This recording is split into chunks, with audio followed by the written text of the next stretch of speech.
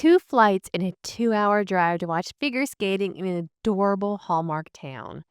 Join me for this Skate American vlog. But first, don't forget to like, share, hype, and subscribe for more figure skating related content. If you clicked on this hoping it is a recap video, it is not. It is a vlog of my experiences, but I will link it down below for my recap video. And if you clicked on this thinking it was Skate America clips from the competition, like official videos, ISU and USFS have not gone quite off the deep end yet enough to have quirky titles like this. The Thursday before the competition, I got up at 4 a.m. to take 2 flights because I make terrible choices in life.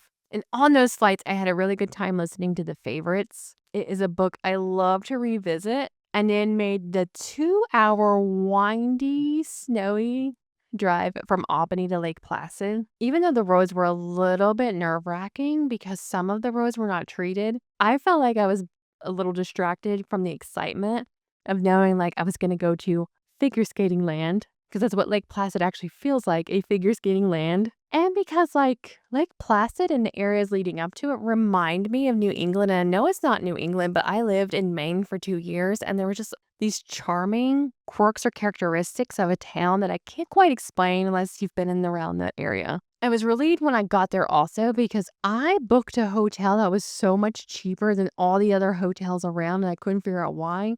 It was actually quite charming. It was a charming place. It was one of those places that if you get locked out of your room, you're not quite sure how you'll get back in. As soon as I got checked into my hotel, it hit me. I actually got in town in enough time to watch the practice sessions. There's always just something really exciting about attending a practice session, like before the competition, because you're surrounded by diehard figure skating fans and you get to have a combination of experiencing some like quietness while also getting a glimpse into the kind of energy brewing for the start of the competition.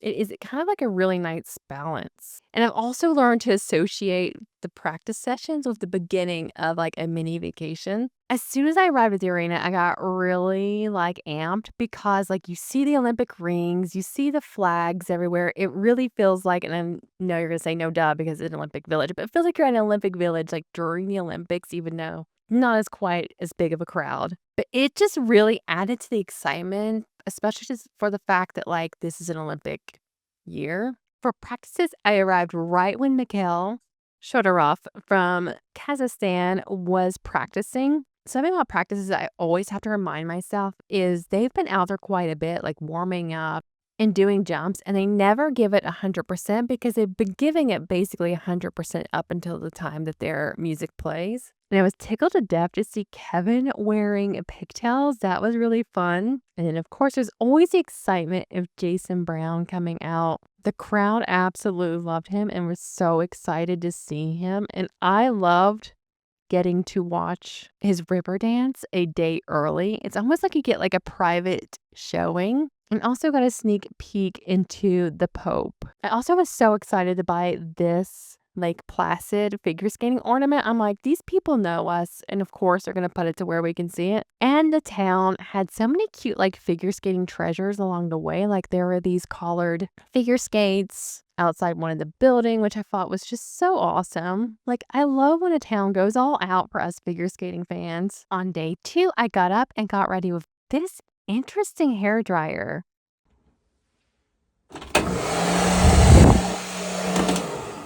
And made it through the adorable snowy village to get coffee at Origin Coffee, which non-Olympic champion Sarah Hughes said that she frequently ran into all the skaters ever while she was there, which I did not.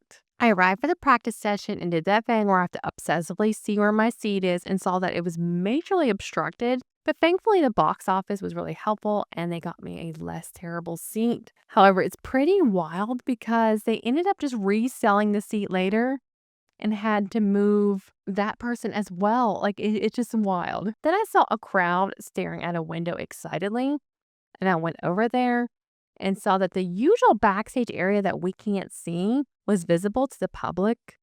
And there's like the mix zone area too. And so I decided I'm just going to not creep on everyone. And I made my way back to the practice area and had this very insightful comment for y'all. There's humans. I know y'all came here primarily to watch like some behind the scenes figure skating fun, but I can't help but share that while I was seated to watch the pairs event, one of my besties, Chantel, who is the program director of our internship and I'm the associate program director, called me to let me know that we received word that APA granted our psychology internship program 10 years of accreditation, which is the highest amount. And this is huge because we've only been doing this for like 2 years. Now, our program's like a billion years old, but like we have only been in these positions for like a couple years. So that was just wild. And I also had to include it because I want to apologize to whoever was trying to watch the skaters warm up and have to hear me excitedly go, oh my God, 10 years. So once the practice started, I got off the phone. I swear I don't have that much social unawareness. I love getting to watch Anastasia Matakina and Luca Barileva from Georgia do their practice and do the headstand. It was fun getting to hear the crowd go, whoa, which also during the main event, the crowd went, whoa. So it was just really cool. I think the headstand, I agree with, I think it was Adam Rapon said on the run through that like seeing it in person is different, and it really is, y'all. So I left the practices and made poor life choices by eating like half a snickerdoodle ice cream sandwich in the snow. And then to be buddy to Elf more, I saw like maple syrup tasting bar and had to try it. I looked at all these adorable shops up until it was time to watch Elaine Fargo and Adam Reisinger book talk of the favorites, which is a book about ice dance. And so this was held in like the most adorable library ever in Lake Placid. Like it reminded me of Gilmore Girls. So I will link Adam's Substack in the description so you guys can watch it. But Lane shared many fun insights into the book. I think that was my first book talk, y'all. That was really fun. Even though I didn't participate, like speak, it was a very enjoyable experience. Now it makes me want to have like fuzzy warm socks and like tea and a fire. So then, like, I was so upset because I knew I had to prioritize rushing to go see the run through over getting a selfie or an autograph from Lane Fargo. So I rushed through the snow in time to make it to the run through's live taping. So this is my second time attending one of these events, and I'm telling you, I cannot recommend it enough. It is so much fun. And I nearly lost it, as I watched them describe to Ashley about the Am I the Asshole Reddit thread of the Skate America dad. Wanted to know if he was the asshole for missing the birth of his child to come to Skate America. Wait, this is specific to Skate America? It's specific to this Skate America. Wait, before is this person in the room? Okay. You were going to be our guest. Tell me, so they started telling me this story and I said, stop.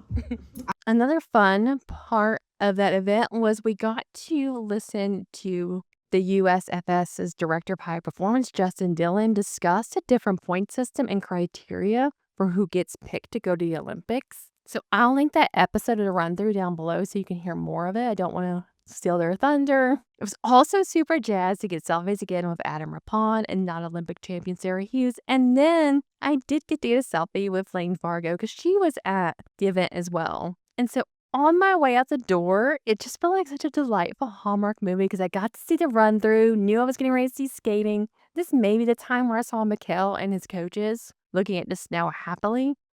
It was just awesome. Like the snow was coming down.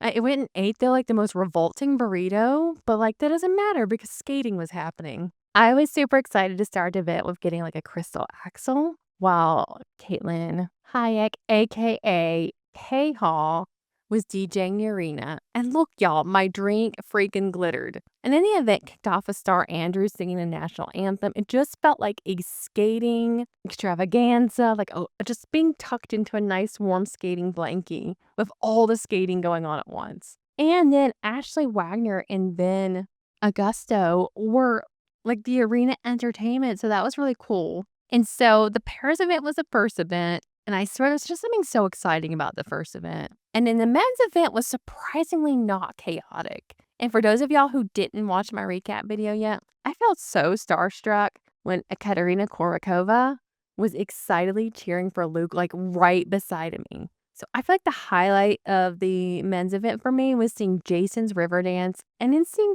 Kevin just so happy about his performance. On day 3 and the final day for me, it felt like such a jam-packed skating day for me. I watched a rhythm dance practice and of course, was so excited to see Chalk and Bates. And then I look over and I was like, oh, wow, there's Marie France.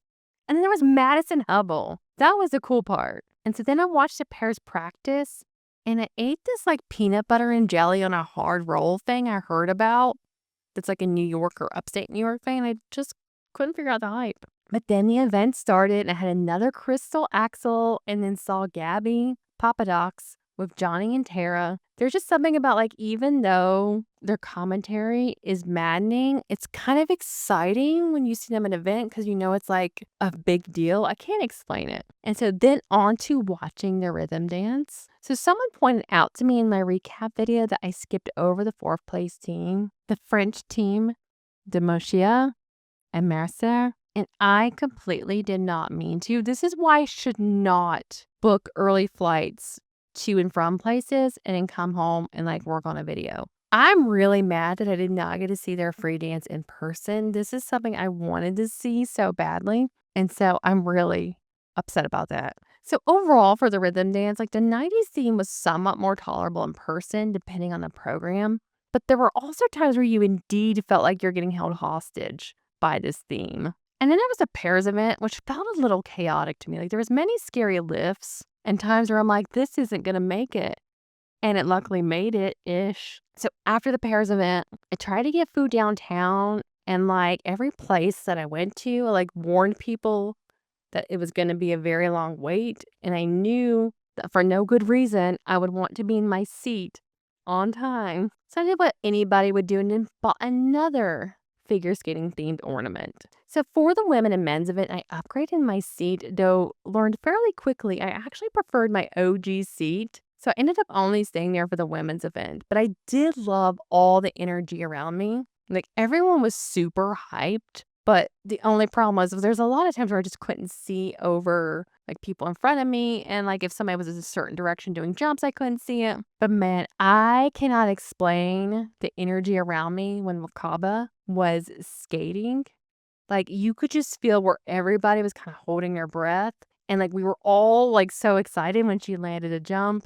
So that was a really memorable part of the event. So I went back to my OG seat for the men's free skate. And as I got seated, I hope my seat neighbor didn't think I was insane because like Travis called me to let me know that Oscar was yelling and demanding that I watch him eat. And like he literally decided he needed me to watch him eat. I mean, he likes me to watch him eat all the time. It's a very long story that you guys don't need to hear about when it comes to my cat. But like I had to laugh because here over the phone, he's making me watch him eat. And I said hi to my doggies. I was talking to my animals. So hopefully she knew I was talking to my animals and not just some high-pitched screechy person for that reason. So then I enjoyed the chaotic men's event. Like it felt like chaos. It was a perfect way to end my event, seeing Kevin get his victory in America because he's like taken over by the spirit of America somehow. So then I drove to Albany like a normal person would, slept in a hotel for a couple hours, then made poor choices for another early flight. But I made sure to download some figure skating podcasts. So I got to just think about like I was going to be there for skating. Then came home, tried very hard to watch skating, but I'm pretty sure I may have crashed during some of the free dance. And yeah, also real quick, I want to mention that Anne from Anything Goes had a really awesome grassroots effort to raise awareness for transgender rights. So that is why you saw a lot of the flags around the stadium.